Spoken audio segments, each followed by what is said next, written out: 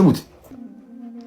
በቁንጅናችሁ የምትመኩ ሰዎች፣ በሀብት የተመካችሁ የኔ ብሔር የኔ ዘር ይበልጣል ብላችሁ የተመካችሁ ሰዎች፣ የሚበልጥም ዘር የሚበልጥም ብሔር የሚበልጥም ቋንቋ የለም፣ ሁሉ አለ። ግን አትኩሩ፣ አትመኩ።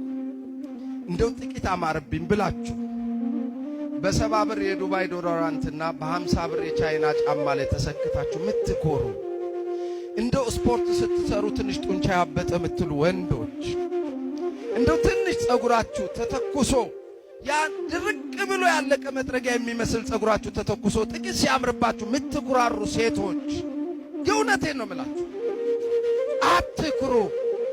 የለበስነው አፈር ነው፣ ይሸጣል። አዎ ሰው በዚያ ይኸውላችሁ ልጄ ባል ሚስት ባል ጌታ የምትለው ልጆች አባዬ ማየ የሚሉት ወዲያው ሰው ሲሞት ከቤታቸው አክሎ ቶሎ ታጥቦ የሚቀበረው ለምን ይመስላችኋል? እንዳይሸት የዚህና ልኩ ነው።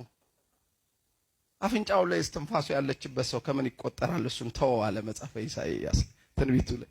ከምንም አንቆጠርም እኮ እንደው ዝም ብለን እኮ ነው ራስ ምታት ሲይዘን ለምንታሰረው ያዙ ይልቀቁኝም። ይሸታል አሉ።